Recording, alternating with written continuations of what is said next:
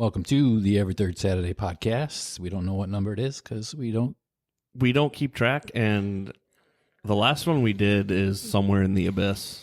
We have no idea what. Severe technical difficulties. So you can either add one and pretend this is the next one from the last one, or you can add two because, well, this is technically 2 episodes later. You could do either of those things. Either of those would be politically and socially correct. We did an awesome podcast with a lady named Hannah Holden. Who is gracious enough to come in on her own time and re-record with us. Yes, she will.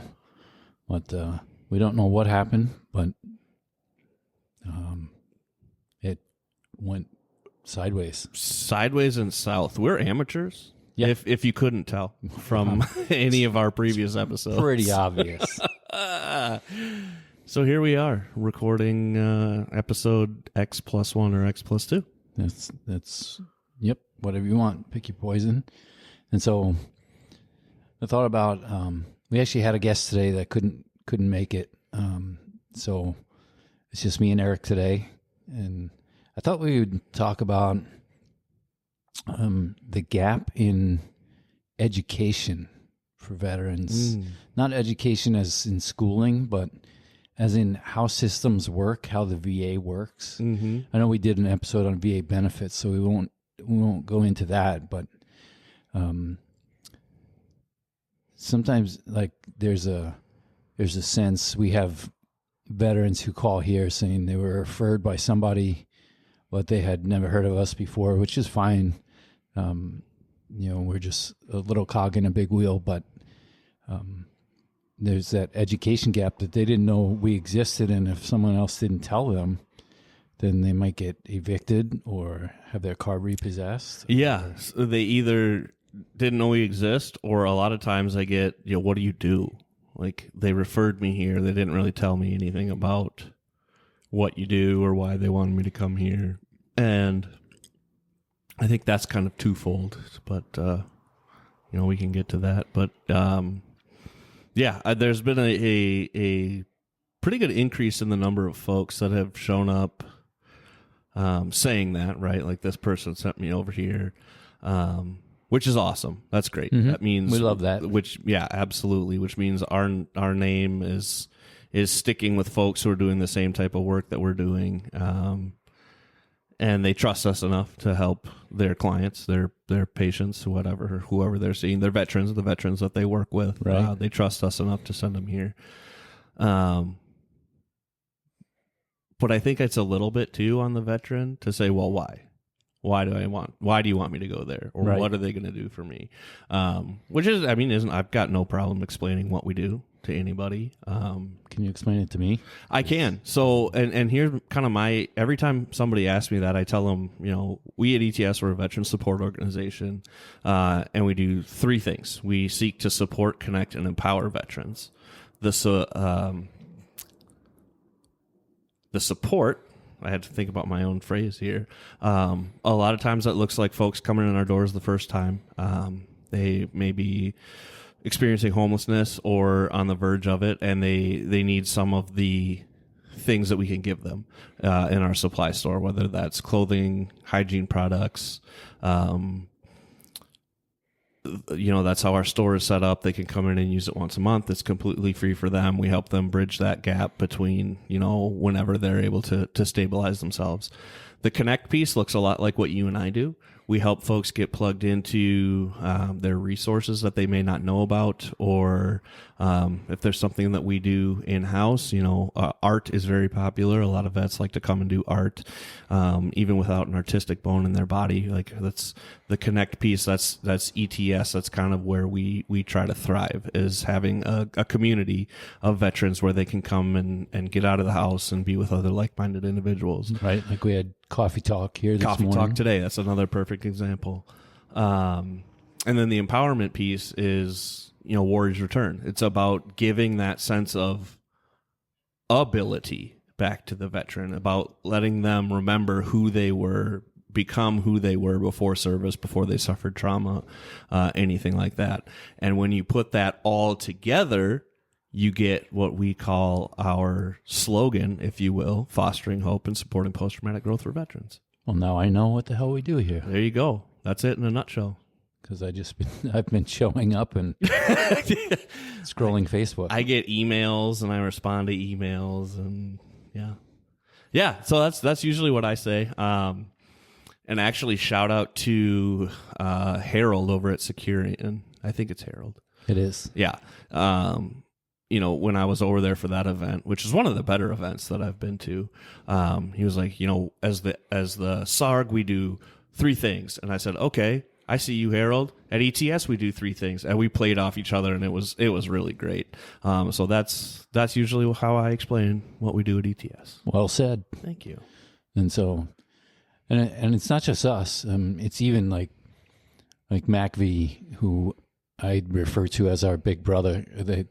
They're a partner organization, but they're far larger than we are. Oh yeah.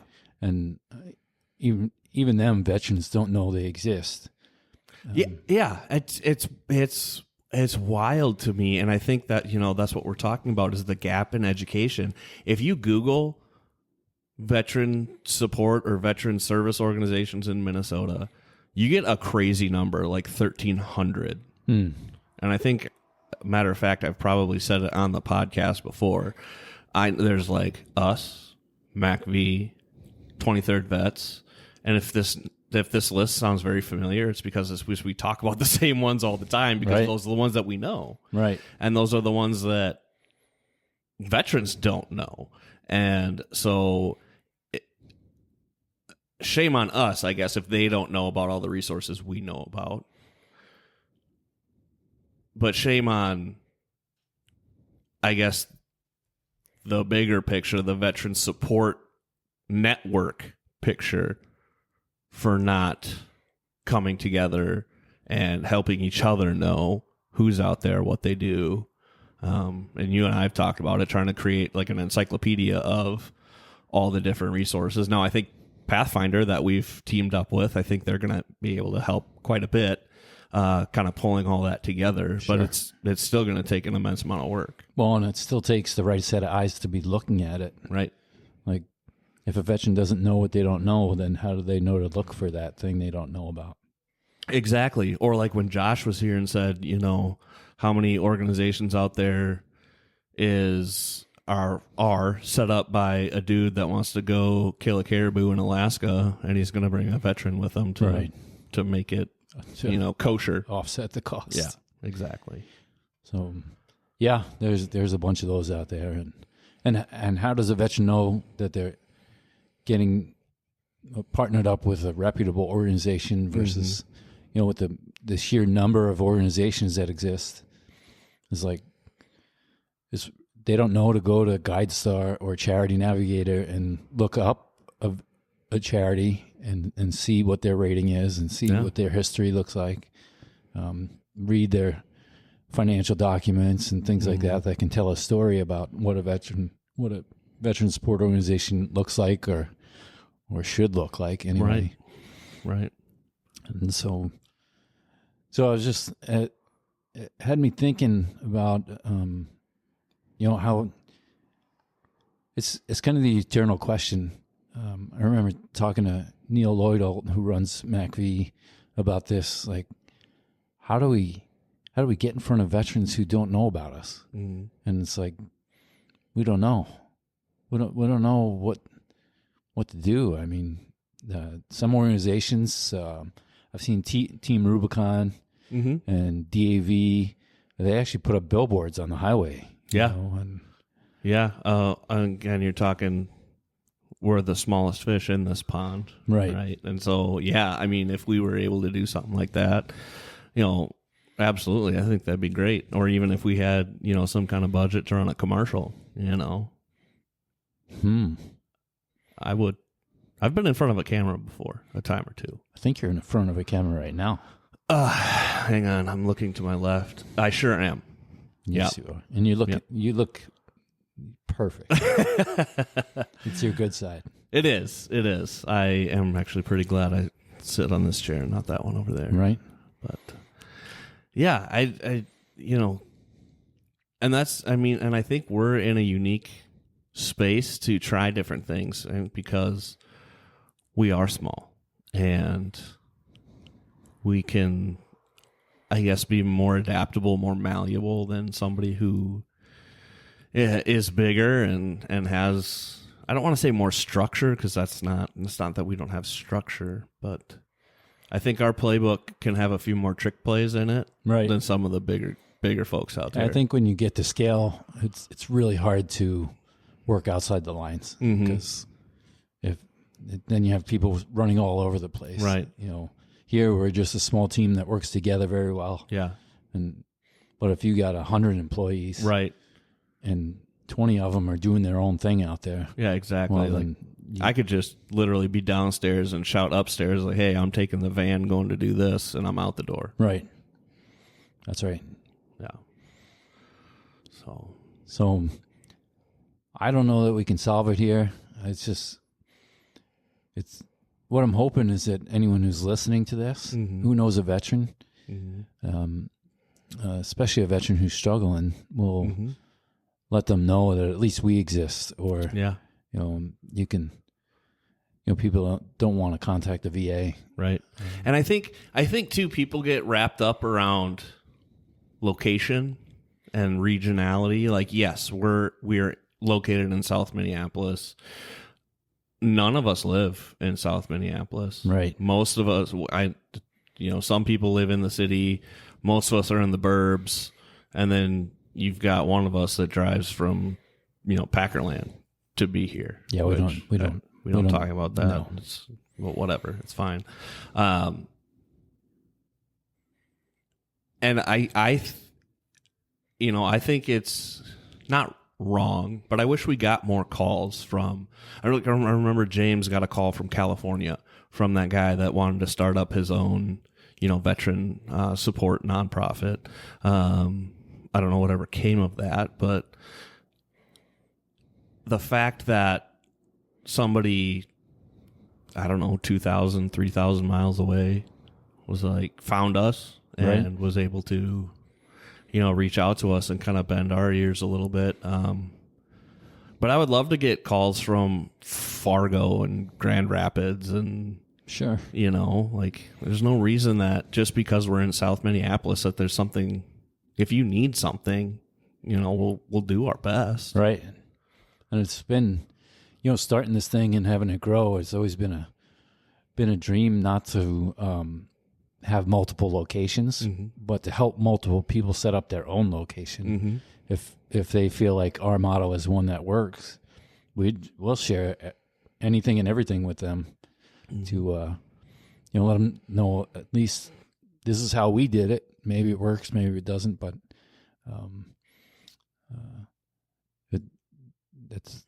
that's an opportunity that I hope comes our way. That someone else, like maybe they're in California or Florida or Texas, right?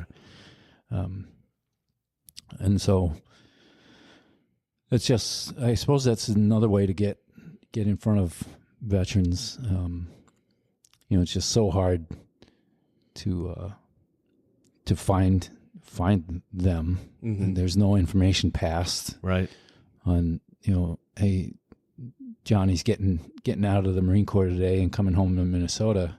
Right. There is no communication on that. So no, and that's been my biggest kind of, I don't know, project that haunts me. We've been invited to some yellow ribbon events for unit reintegration, but I would love to get in front of folks before they transition out. I think that is, that's ground zero, right? Right. If they get some information or if they can get anything that they can hang on to, like when I got out of the Marine Corps at almost 10 years, sitting next to a lieutenant at the end of his first four, or between a lieutenant finishing his first four and getting out, and a lance corporal finishing his first four.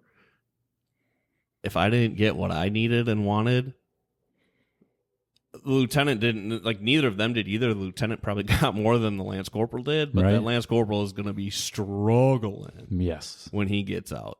I don't care if you feel like you have a bulletproof plan, and I know TRS has changed a little bit since I got out. You have to pick either the school track or the work track or the entrepreneur track, I believe. And maybe it's a little bit better, but I don't see anything changing drastically enough in the last just 5 years to really set people up for success with that. Right. So I don't know what a successful approach looks like, really. I think the National Guard is trying with the 30, 60, 90 approach. Mm-hmm. You know, you come back in 30 days and then again in 60 and then in 90 days. And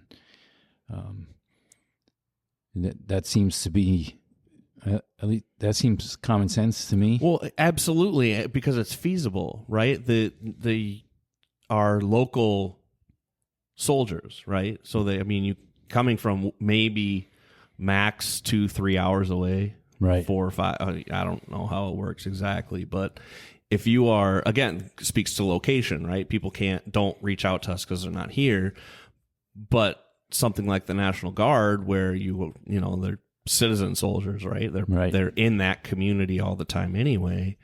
Yeah. I mean, I would absolutely see that working, being able to have folks come back and just debrief, what's been going on. Like, take the rank off your collar, because obviously they don't have it anymore, but just talk to them like people and right. Check in on them. Yeah, and that 30, 60, 90 is post-deployment, not post-EAS, but... Well, if you're listening, implement it in your unit. Be the first one. Blaze that trail. There you go. So... But yeah, I mean, it's no different, right? You're checking in on their mental health, or you're checking in on their mental health, basically, right? Yes. Either one. That's right.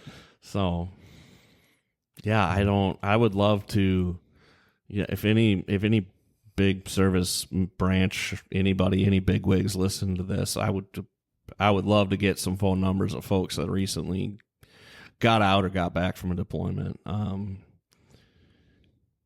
think everybody that gets out sees it, but not everybody that gets out does something about it. Right. And it's not for everybody. No. Not everybody needs to live in this space. I've got friends that have young families, and that's what they need to be worried about and focused on. Right. I've got a young family too. This just happens to be what I do. Right. So, yeah, and I was a total mess. mm-hmm. Getting out against my will due to injury, and having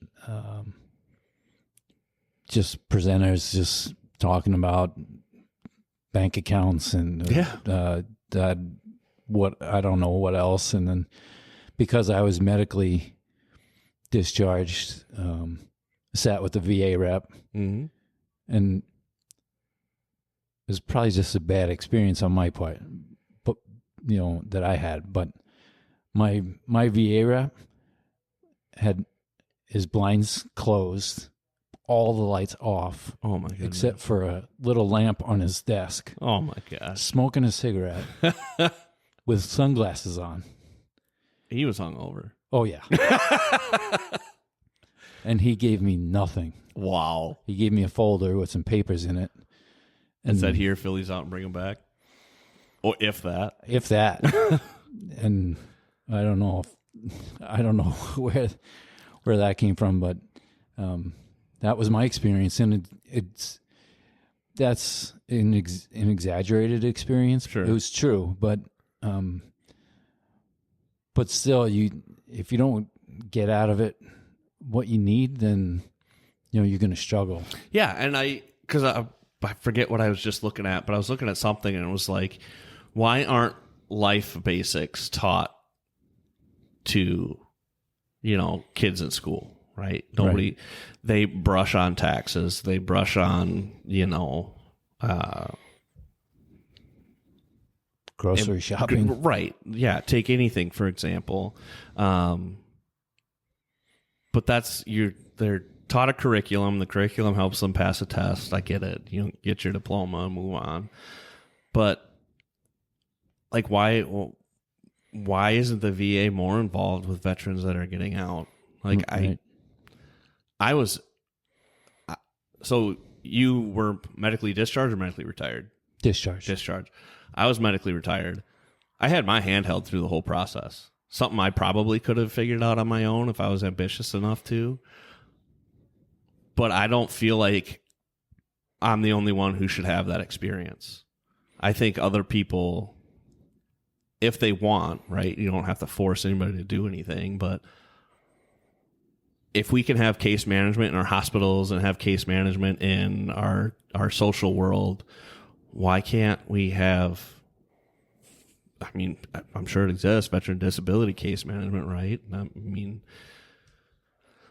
I'm not trying to shove 10 pounds of crap into somebody's 5-pound sack that just won't fit. Right. But I would have to imagine there's some way. I mean, maybe that's one day of the week or 10 days that you're going through TRS is you fill out an intent to file. Right. That at least gets you on somebody's radar. Right. And I don't know that there's anybody getting out that doesn't want to at least file to see if they're, if they rate a disability rating. well, and the what ultimately is the Department of the Navy gave me a 10% disability rating on the way out the door. 9 years later, my first claim, VA said that you're 70%. No one told me, no one guided me through that medical discharge process. Yeah. Through the PEB, Right. and all that stuff. I had my head spinning. I'm trying to fight my discharge to begin with. And no one taught me anything. It was at the old Bethesda Naval Hospital, where I was being treated and got fine treatment. It's Walter Reed now, I think. They call it something else, but no one ever told me, like, your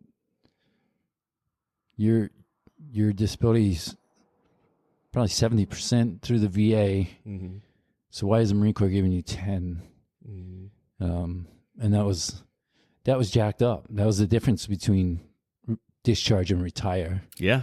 And TRICARE and not and all that stuff. And so it was goofy.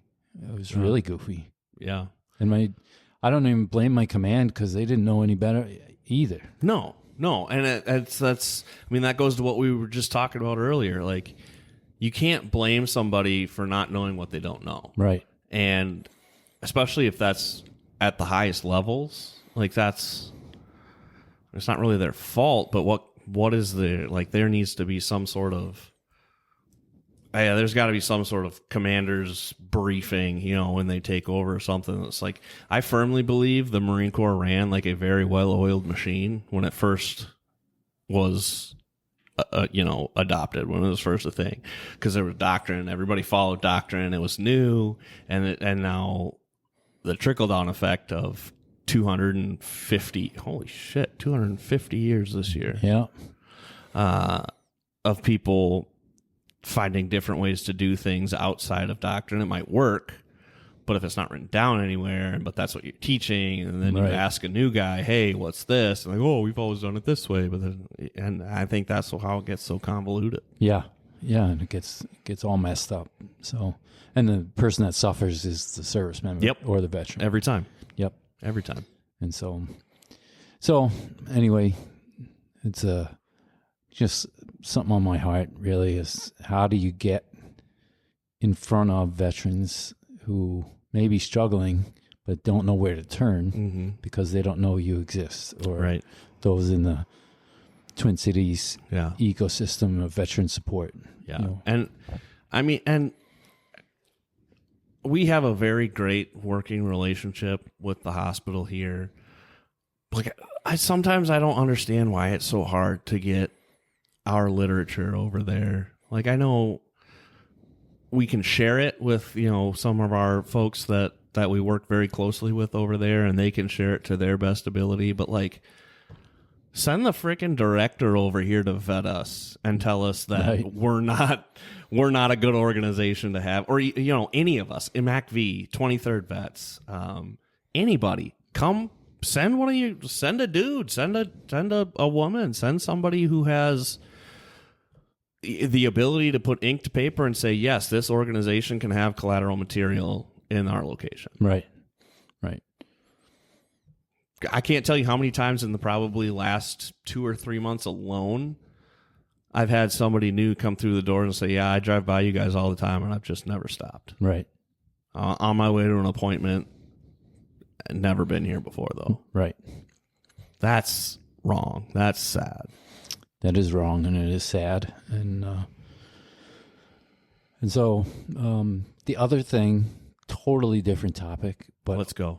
But joined by the thread of wrong and sad is what is happening in St. Paul, in the capital of Minnesota, with the legislature as it relates to veterans benefits. Now, we're apolitical, so we're not talking about parties. Nope. Actually, if I'm getting this right, the House of Representatives in Minnesota is tied 67 to 67, Democrats, Republicans. And there's a very slight Democratic majority in the Senate, very slight. And so it's not even a partisan thing. Right. Like one party's in control and they've made a decision to gut veterans benefits, but that is exactly what's happening. And although I always want to be careful, like is veterans benefits and tax law and everything, is that more important than anyone else? I don't know. Maybe because the sacrifice that's been made. Right. But also there's needy communities out there, Native Americans, for instance, decimated by drugs and alcohol and inner city communities that are just getting ravaged by all the things going on in society. But veterans have earned the benefits that they've done something ahead of time, right, to warrant those benefits. Right. And it's crazy to me what has happened, because veterans benefits have always been a political, bipartisan sacred cow. Basically, you just don't cut them. Maybe you don't increase them. That's fine, but don't cut them. Roll it back. Yeah. And this legislature has absolutely gutted them, and so Minnesota is close to really putting a real effort towards getting towards the end of veterans homelessness. It will never end, but you end it as far as you can. Right. And new cases will pop up and you deal with those, but and somehow the legislature decided to cut $5 million from the veterans homelessness effort in Minnesota, right at the precipice of success. Yeah. Yep. And instead, the proposal was to put some of the money into Veteran Suicide Initiative, which is a worthy cause, something we're working on here at every third Saturday. But they just put it towards the commissioner of the VA to say, come up with a Veteran Suicide Initiative. And no plan, no parameters, nothing. And so it's the most short-sighted thing I've ever seen. Well, yeah, and we all know how government works too. Like there'll be a committee, and there'll be a subcommittee, and then there'll be a meeting, and then there'll be a meeting to plan that meeting. Right. And if it ain't broke, don't fix it. And just like you said, like right as we were on the verge of success, something else shiny popped up. And then they go, we need to do something about that. Yeah, and granted, last session it was a big surplus in Minnesota of dollars. That surplus is gone. I think it's a very small surplus this session, but we're forecasted to have deficits. So there's some wisdom in pulling back on some of the spending. But a lot of that is just don't increase the spending.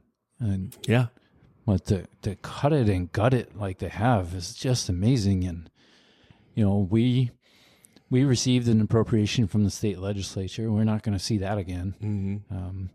But our work continues. Right. Regardless. We're just going to have to find a different way to pay for it. Yep.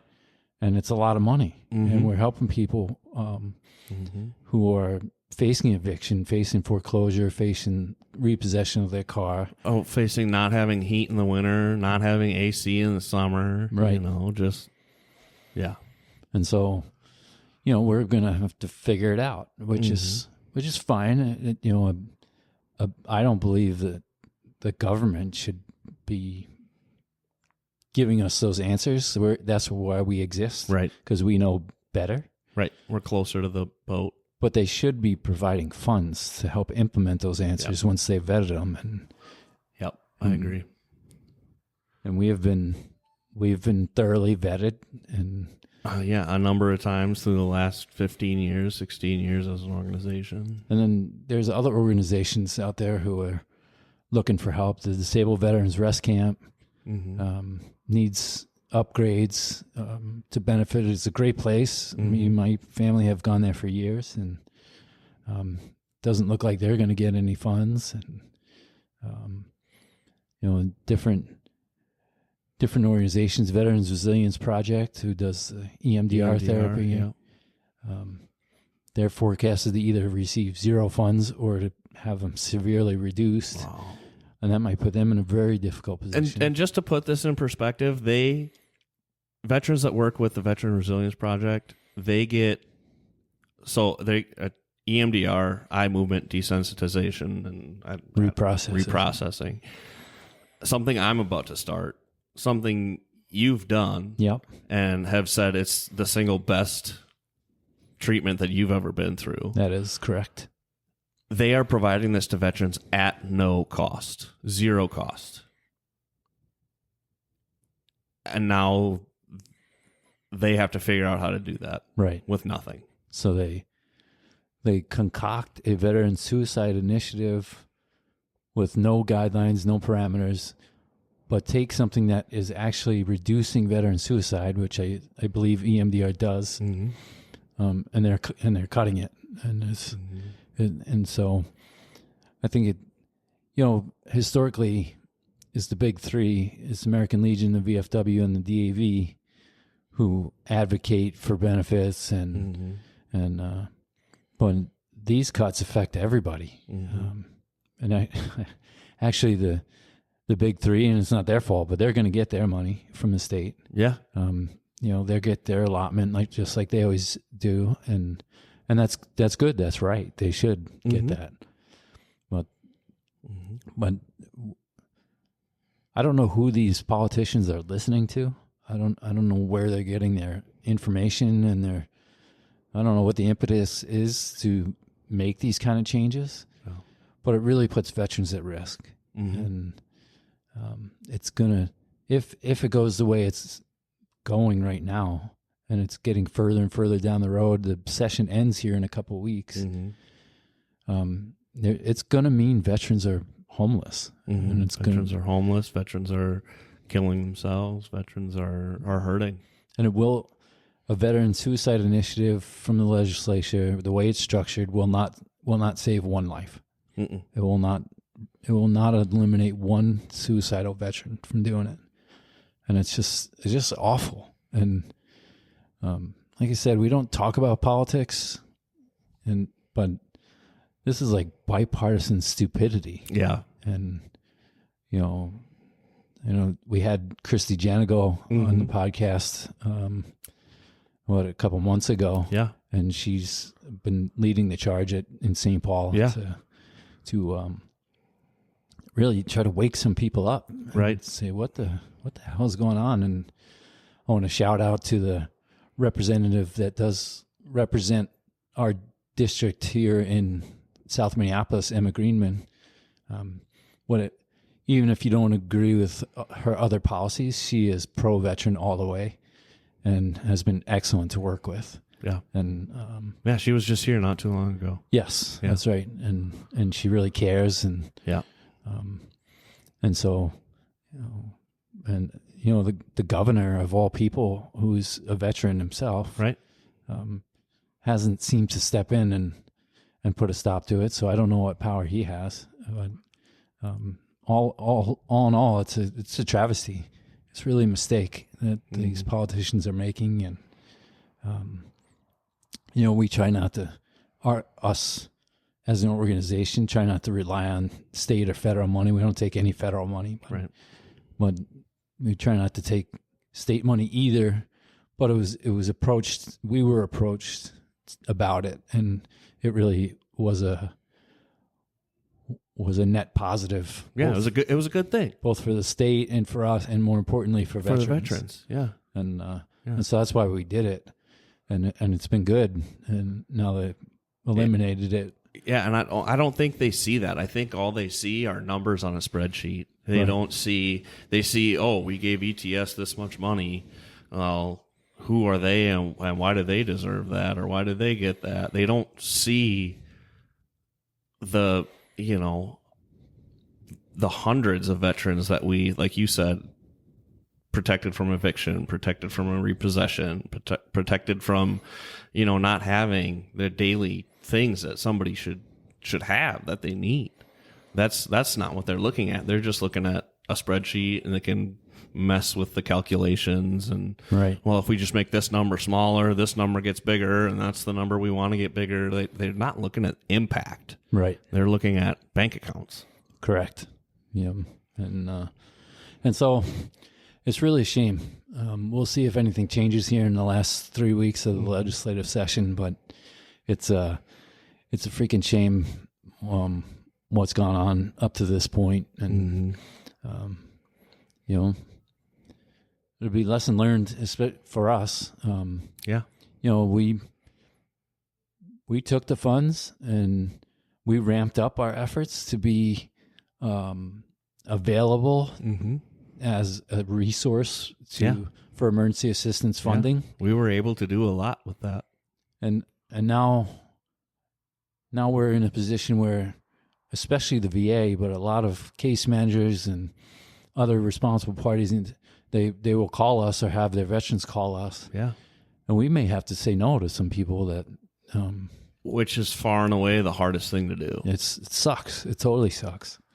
And, God willing, we find another source of funding and it works out okay. But until then, I'm just nervous. I don't want to have to tell a veteran no. No. Because some blockheads in St. Paul decided that they wanted to change things. And it just doesn't make any sense to me. No. So, and I really feel bad for an organization like VRP, who relied heavily on state funds. Yep. Now, and you could make the argument that maybe they should have diversified their funding sources a little further to protect against something like this.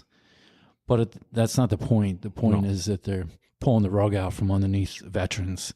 From veterans, by, they're kneecapping the boots on the ground, trying to make a real difference. Right, exactly. We're all been kneecapped. And MACV is poised to take a huge hit. Yeah. And that causes a ripple effect. You say a MACV or a VRP or anyone else who's getting cut, now they're going to look at more private sources of funding. Now we're all competing against each other. Yep. We're all sharks in the same water now. Yep. And there's only so much food to go around.